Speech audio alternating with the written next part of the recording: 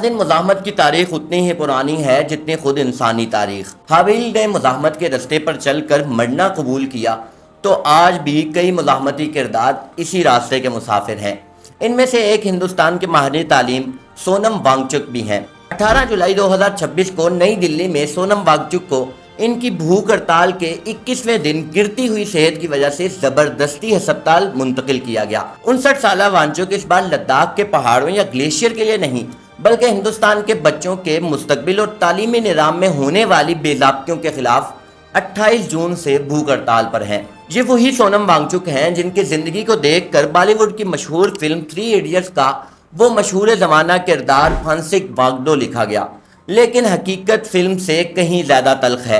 انہوں نے 1988 میں لداخ میں student educational and cultural movement of Ladakh کے قیام میں اہم کردار ادا کیا، جو روایتی زرچہ سسٹم کے بالکل خلاف ایک تعلیمی تحریک تھی۔ یہاں ان بچوں کو آگے پڑھنے کا موقع دیا جاتا جنہیں روایتی تعلیمی نظام اکثر فیل قرار دے کر نظر انداز کر دیتا۔ وانگچک کا ماننا ہے کہ تعلیم کتابیں چاٹنے کا نام نہیں بلکہ زندگی کے مسائل حل کرنے کا نام ہے۔ یہی وجہ ہے کہ جب تعلیمی نظام پر سوال اٹھا تو سونم وانگچک کی انگلی سب سے زیادہ بلند تھی۔ ویسے اپنے حقوق کے لیے اپنے ہی جسم کو پگھلا دینا بر صغیر کی مٹی کے لیے کوئی نئی بات نہیں۔ بھوک ہڑتال یہاں ہمیشہ سے مظلوم کا آخری اور سب سے اثر انگیز ہتھیار رہی ہے۔ تاریخ کے صفحے پلٹے تو نظر آتا ہے کہ 1929 میں لاہور جیل کے اندر انقلابی جتیندر ناتھ داس نے قیدیوں کے حقوق کے لیے 63 دن تک بھوک ہڑتال کی اور اسی حالت میں دم توڑ دیا۔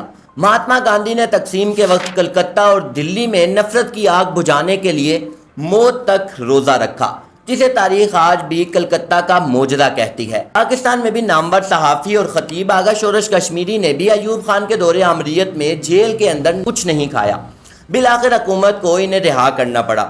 ان کی کتاب موت سے واپسی اسی تکلیف کی گواہی دیتی ہے۔ اور منی پور کی آئرن لیڈی ایروم شرمیلا کو کون بھول سکتا ہے، جنہوں نے فوجی قوانین کے خلاف مسلسل 16 سال تک بھوک ہڑتال جاری رکھی اور انہیں ناک کی نالی کے ذریعے خوراک دی جاتی رہی۔ ناظرین، سونم وانگچک مزاحمت کی جدید تاریخ رقم کرنے جا رہے ہیں۔ ہسپتال کے بستر پر کمزور جسم کے ساتھ موجود سونم وانگچک کی اہلیہ گیتا کا کہنا ہے کہ وانگچک کی بھوک ہڑتال اب بھی جاری ہے۔ تعلیم کے اس معمار نے واضح کر دیا ہے کہ جب تک نظام ٹھیک نہیں ہوتا وہ پیچھے نہیں ہٹیں گے۔ اسی طرح ان کے ساتھ بھوک ہڑتال میں مزید کئی لوگ بھی شامل ہو چکے ہیں اور انہوں نے 20 جولائی کو انڈین پارلیمنٹ کے باہر بڑے احتجاج کا بھی اعلان کر رکھا ہے، جس میں اہم مطالبہ وزیر تعلیم دھرمیندر پردھان کا استعفیٰ ہے۔ یہاں دیکھنا یہ ہے کہ اب ان کی بھوک ہڑتال حکام کو عملی قدم اٹھانے پر آمادہ کرتی ہے یا نہیں۔